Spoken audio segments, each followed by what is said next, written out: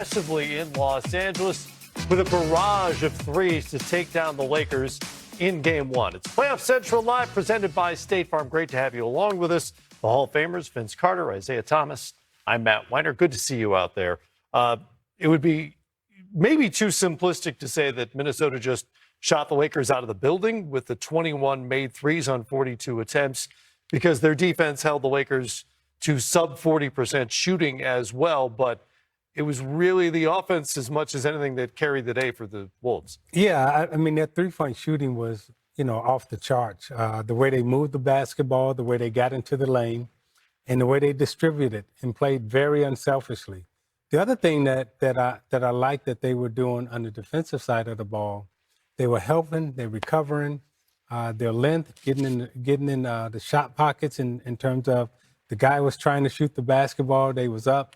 And I just thought, there was a well-played basketball game by the Timberwolves, and they played good basketball tonight. And you talk about the 42 three-point attempts, but I'm looking, they had 10 free throw attempts. And as you move into the series and those three-point attempts don't fall, you need to be aggressive and get fouled. And I think that's the one thing we want from Anthony Edwards, and I for sure want, because that's why I think we grew to love him, because of his aggressiveness and ability to get into the paint. Obviously, super athletic, and obviously he's shooting a three-point shot at a high clip. And taking maybe a lot more than them anybody in the NBA. In the NBA, but I still would like to see him get downhill, get into the paint, and he gets their team into the penalty with his aggressiveness. And the three-point shot will always be there, but like if he's aggressive getting to the paint, it'll make the game easier for him as well. Would you agree? Yeah. And tonight, it was easy for them. Yeah.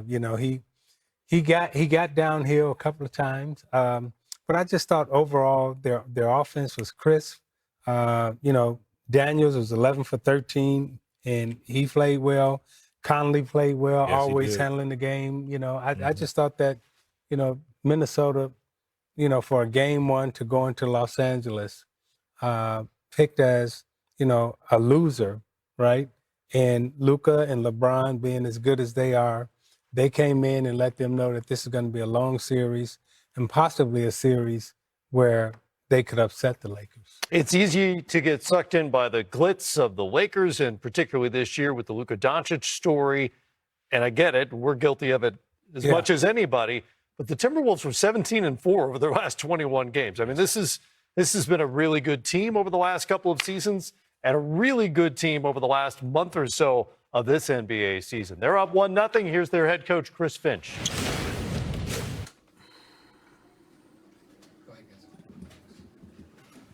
Chris, just what do you think overall of being able to weather a few storms that you had to do and kind of take control as the game went along? Yeah, I thought, after the opening few minutes, I think we were just a little sluggish. I think excited. I saw some guys kind of go through their first tank of gas pretty quick. But once we settled into, the game plan and offensively, picked up our pace and our decision making and, the concepts that we had been focusing on, things started to come together. Of course, our bench was huge, outstanding job by those guys really coming in and giving us a jolt at the right time.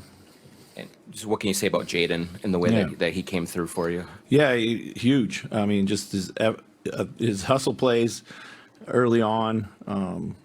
His first shot went in. His hustle plays early on just kind of kept us hanging around until we could find some rhythm and make a run. He was outstanding at both ends of the floor, and we need that type of effort from him. And we've seen that through the middle part of the season when he's really kind of taken a massive step, and we saw it last year in the playoffs too. So couldn't have been at a better time for us. Naz's impact is well known by now, but what did you think of his performance tonight on this type of stage? Yeah, just again, I thought came in aggressive off the bench. He got us some easy buckets when we couldn't find anything else. Just his activity. He's such a quick decision maker for us. Got to the hoop. Shot the ball well. We did a good job of finding him. He did a really good job of moving and staying active. And then I thought, everybody battled defensively. So.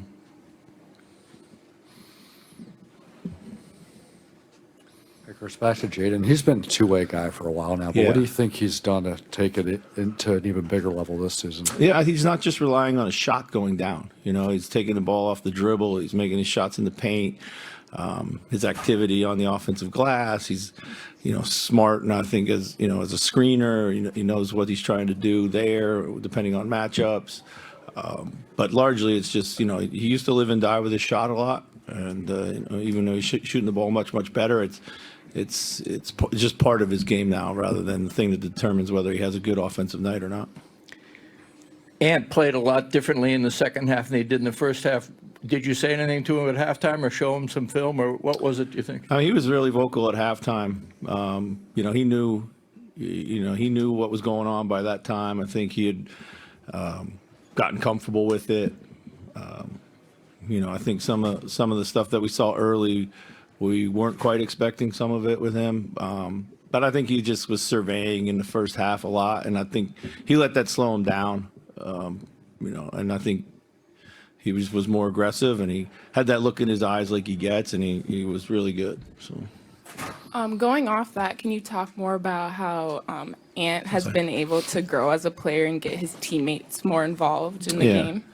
I always say the best version of Ant is one that's like flirting with a triple-double, and tonight he had 9 assists, 8 rebounds, and thought made some timely shots like he always does. Got his teammates involved, I thought, with even more timely passing.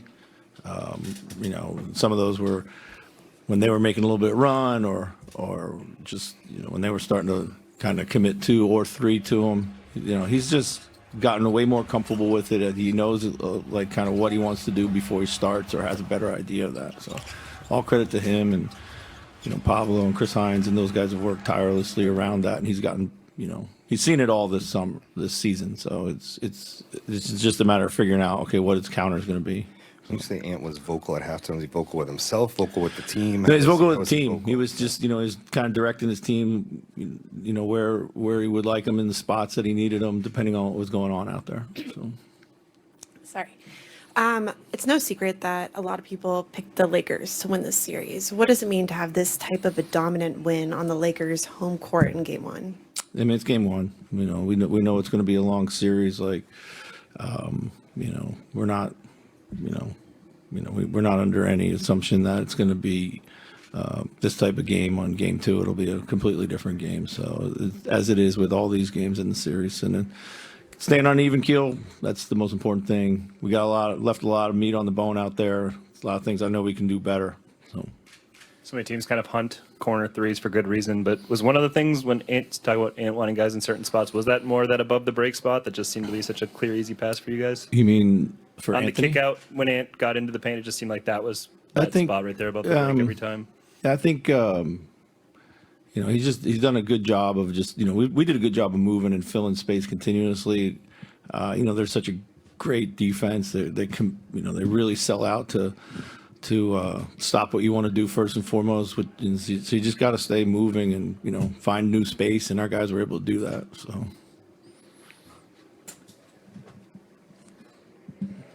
Just kind of along those lines, I mean, just in general with them kind of packing the paint, Yeah. It seemed like it took you guys that first maybe 6 minutes to figure out, but what did you figure out about getting to the middle and spraying it? Pace of play.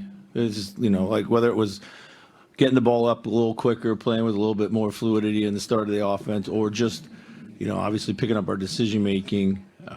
Just needed to be, it was just way too stagnant in the first shift. And I thought our off-ball movement was very good, and that was, important. So. How did you see the team just handle the physicality of the game and the officiating? You guys didn't get a lot of fouls out there. How did you see the team just deal with that? Yeah, I thought we did a pretty good job, to be honest with you. So. Rudy had a lot of difficulty getting engaged in the first half on offense, especially. Why was it changed so much in the second half? Was it because of what you did, or because of what the way they schemed it, or what? You talking about with Rudy in particular? Rudy in the second half seemed to be a little bit more engaged in the offense. He was kind of almost a bystander to some extent in the first half. Yeah, they were heavy switching him, and I think he, instead of continually putting himself in the action and being active, he was kind of, I think, trying to set up shop, and we didn't do a good job of finding some of those mismatches when they were there. And I think he just, he was calling for it probably a little bit too long, and then, in the second half, he just did a better job of staying in the flow of the game. So, Chris, you mentioned the bench being really, really valuable for you in this one.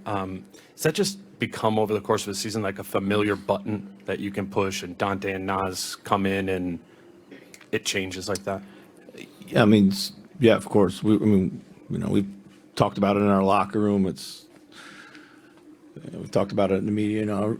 I'm blessed. I really believe we have 8 starter caliber players. When we go to our bench, they've often given us this lift. Wanted to try to stagger them in a little bit tonight. I'm not sure. I think I got Dante in maybe a minute before I got Nas, but just to be able to kind of, so they can come in super aggressive, but spoiled for choice there. So.